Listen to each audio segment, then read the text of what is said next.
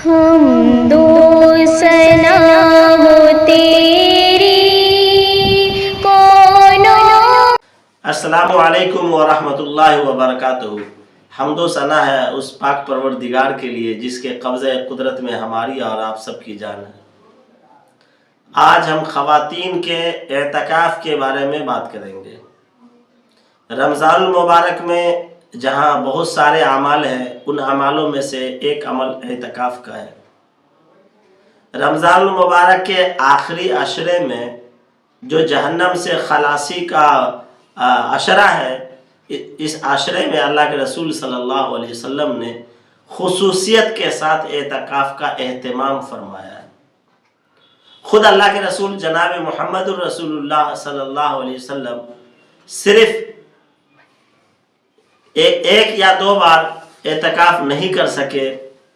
ایک موقع وہ جب غزوہ بدر کے موقع سے 17 رمضان المبارک کو اللہ کے رسول صلی اللہ علیہ وسلم مدینہ سے باہر تھے، اور ایک مرتبہ فتح مکہ کے موقع سے مدینہ سے باہر تھے، ورنہ 8 برس تک 8 سال تک اللہ کے رسول صلی اللہ علیہ وسلم مدینہ میں تھے اور مسلسل اعتکاف کا اہتمام فرمایا۔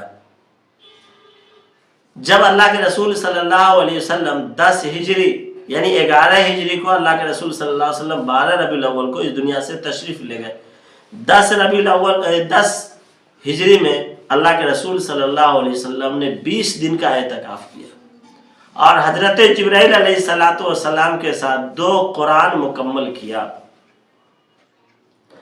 اسی طریقے سے ایک مرتبہ اللہ کے رسول صلی اللہ علیہ وسلم نے کسی وجہ سے رمضان المبارک کا اعتکاف ملتوی کر دیا، تو اس کو پھر اللہ کے رسول جناب محمد الرسول اللہ صلی اللہ علیہ وسلم نے شوال المکرم میں رکھا۔ اسی طریقے سے اللہ کے رسول صلی اللہ علیہ وسلم اعتکاف کو اپنی زندگی میں اہتمام کے ساتھ انجام دے کر اپنی امتیوں کو اس بات کے طرف راغب کرایا کہ اللہ کو راضی کرنے کے لیے، اللہ کو خوش کرنے کے لیے، اللہ کی محبت، اللہ کی رضا حاصل کرنے کے لیے ایک سوئی اختیار کرنی چاہیے۔ دنیا سے کٹ کے مڑ کے اللہ کے سامنے بیٹھ کر کے گریہ وزاری کر کے دعا کرنے سے اللہ تبارک و تعالی بندے سے خوش ہوتا ہے۔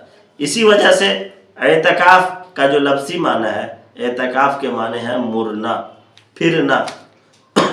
چونکہ جب انسان مسجد میں اعتکاف میں رہتا ہے تو دنیا کے جھنجھٹوں سے، دنیا کے الجھنوں سے، دنیا کے اور سارے معمولات سے ہٹ کر کے اللہ کی عبادت کرتا ہے، اور اللہ تبارک و تعالیٰ کی رضا حاصل کرنے کے لیے ہر ممکن انسان کوشش کرتا ہے۔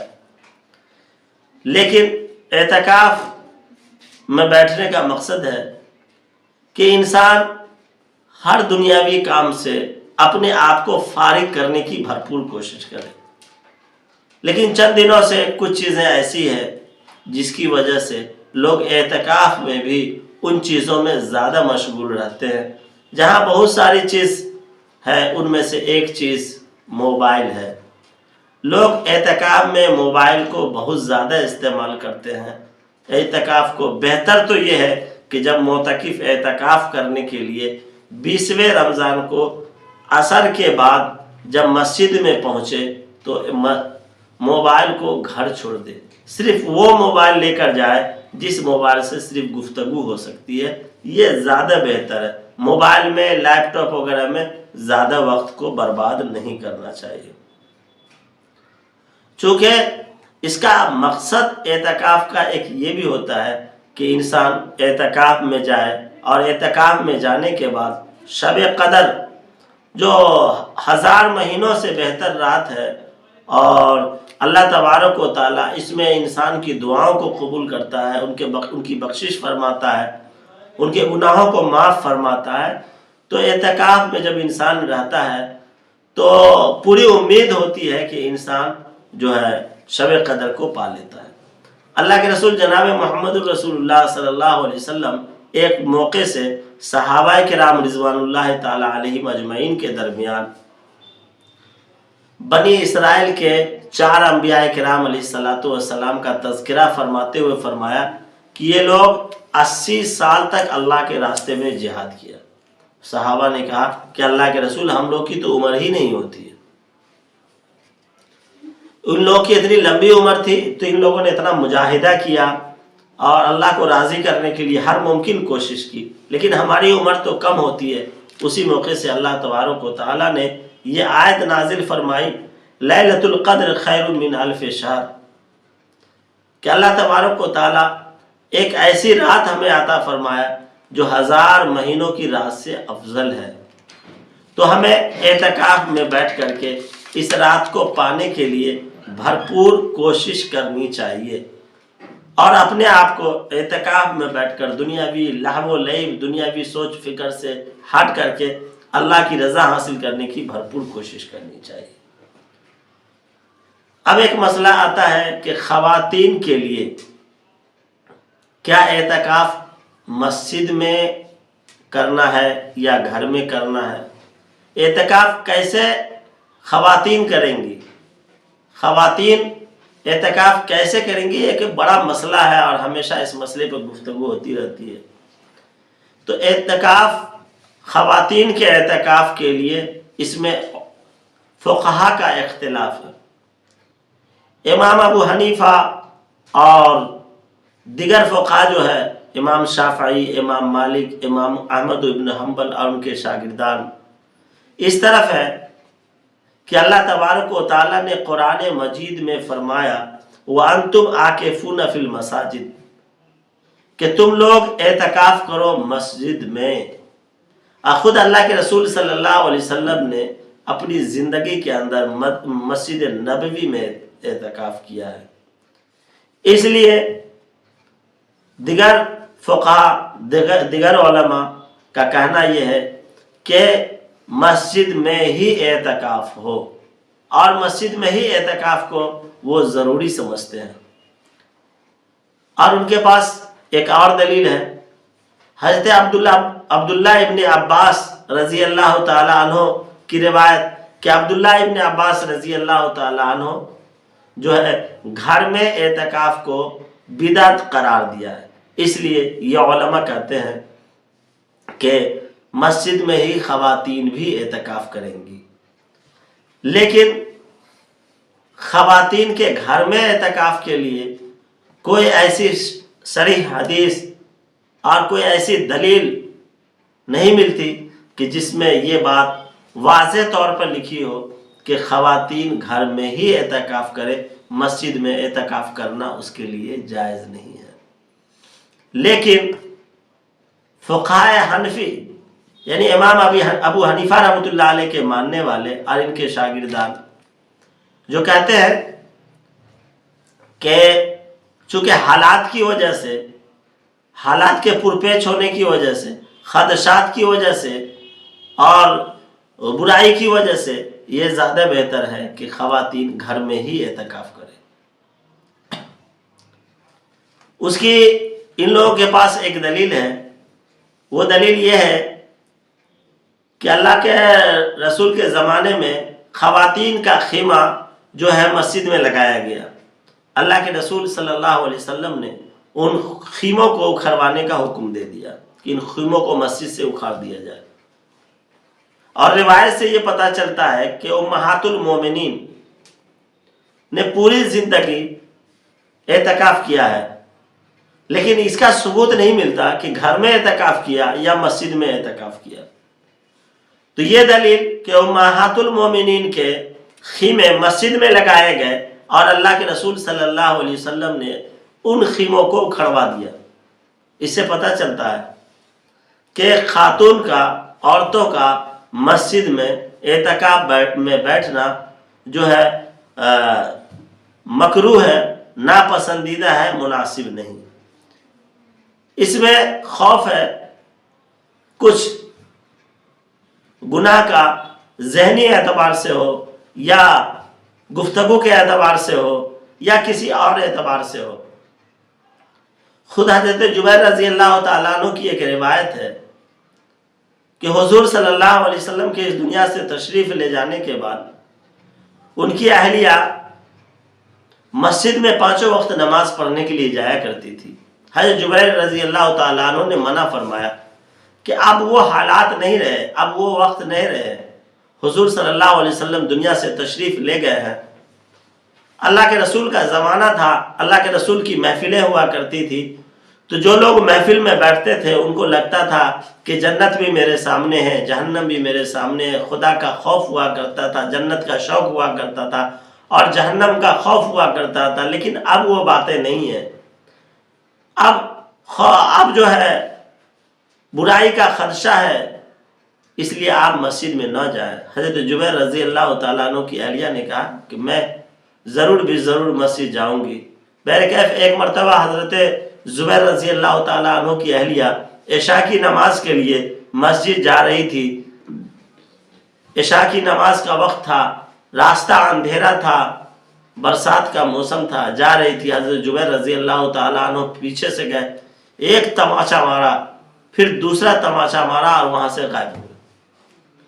حضرت زبیر رضی اللہ تعالیٰ عنہ کی اہلیہ گھر تشریف لے آئی، ایک دن مسجد نہیں گئی، 2 دن نہیں گئی، حضرت زبیر رضی اللہ تعالیٰ عنہ نے فرمایا کہ آپ مسجد کیوں نہیں جا رہی ہیں؟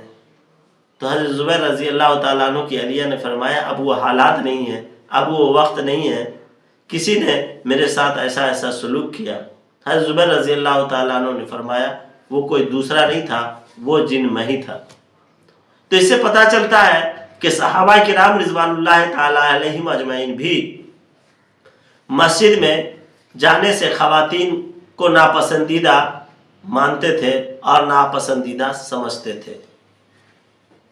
ابو حنیفہ رحمۃ اللہ علیہ کے ماننے والے اور فقہائے حنفی میں یہ بات کہ حضرت امہات المومنین کے خیمے کو اکھاڑ دیا گیا، اس سے یہ پتہ چلا کہ اللہ کے رسول جناب محمد الرسول اللہ صلی اللہ علیہ وسلم کا منشا یہ تھا کہ عورتیں گھر میں ہی اعتکاف کریں، لہٰذا عورتوں کو چاہیے کہ گھر میں ہی اعتکاف کریں۔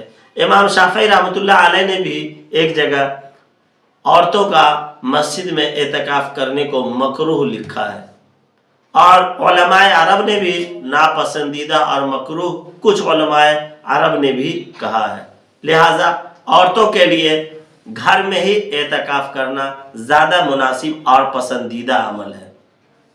اب ہمیں یہ جاننا ہے کہ اعتکاف جو عورتیں گھر میں کریں گی اس کے لیے کیا کیا کرنا ہے، اور وہ عورتیں کیسے گھر میں اعتکاف کریں گی۔ تو اس کے لیے یہ ضروری ہے کہ عورتیں گھر میں ایک جگہ متعین کر لیں۔ پورے گھر میں گھوم کر اعتکاف کریں گی تو اس کا اعتکاف نہیں مانا جائے گا۔ وہ ایک روم کو منتخب کر لے، ایک جگہ کو منتخب کر لے، اس جگہ پر وہ اعتکاف میں بیٹھ جائے۔